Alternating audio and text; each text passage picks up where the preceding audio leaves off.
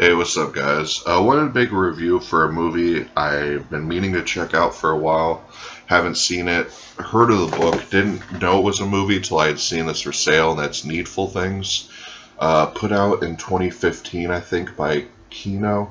I'm not exactly sure on the year they put it out, but this was a Stephen King movie, like I said, I'd never heard of. And obviously, it's got to be lesser known because I feel like I would have heard of this, but it's got a stellar cast. It's got Max von Sydow as Mr. Gaunt.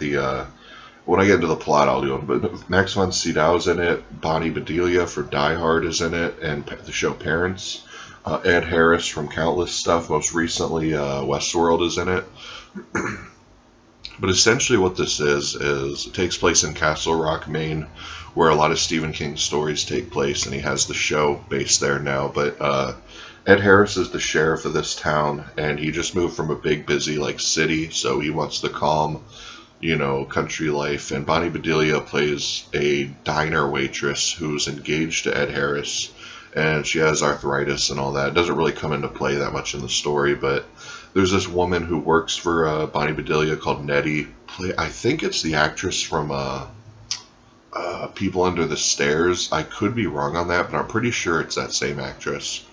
I probably am wrong, but it looks like her. And yeah, she plays a witch who just lost her husband, works for Bonnie Bedelia, and Max von Sydow plays an antique store owner who just moves into Castle Rock, Maine. And basically, the whole movie is people see what they wanted their whole lives. Like, this one drunk cop guy wanted his varsity high school jacket real bad, so he's walking by one night, sees his varsity jacket in the store window for sale, and the Nettie girl, she ends up finding this old antique porcelain doll that got broken years ago.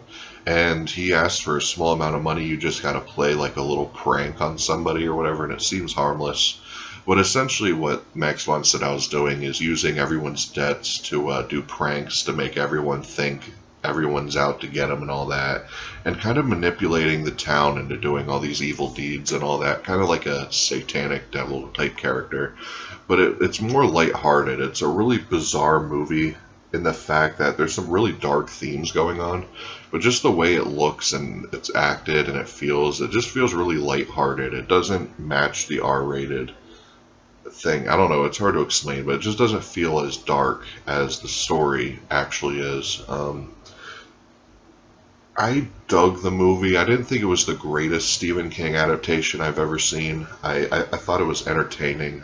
I'm not going to pop it on very often, but I will watch it again. I think Kino did an okay job with the transfer. It's not the best Kino transfer I've seen, but it's not the worst. It was pretty average.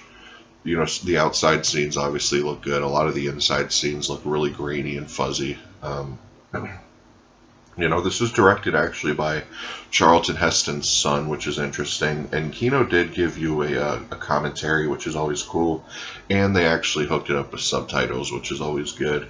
But, there wasn't a whole lot effects-wise that could be really good. I mean, there just wasn't a whole lot of effects shot. So I can't really comment on that. Special features lackluster. Does include a commentary. Transfer was pretty mediocre. I thought it was odd when I found this at FYE brand new for $14.99, but I could see why now. I mean, it's an entertaining movie, but it's nowhere near top tier list movie quality or anything goes. It's just pretty average. I think you should pick this up if you're trying to build a Stephen King collection, just because it's one of those lesser known 90s entries. And I do gotta say straight up though that there's a 3-hour cut of this movie. This is the 2-hour theatrical cut.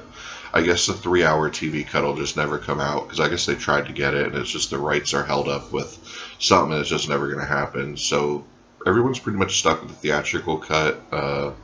And on the commentary, the director said that the 3-hour cut's not even his preferred cut. The TV station just made him do that so they could show it over 2 nights, but he said this is his actual preferred cut. So technically this is the director's cut. So yeah, I'd rather have this version pretty much. And honestly, I couldn't imagine sitting there watching this for another hour. Like, it was a good story, but all the stories pretty much ended in the same thing. Someone comes in and buys something, they have to do a favor, and that favor ends up screwing someone over, and they think someone else did it, and they end up retaliating against somebody that had nothing to do with anything. That's pretty much how every story in this movie went, and I couldn't imagine watching it for another hour. So glad it's the 2-hour cut. Kino did an okay job releasing it. I'm just glad to have it. It's another one down for the Stephen King collection. So that's Needful Things. Came out in 1993. Anyways, guys, see y'all tomorrow. Peace.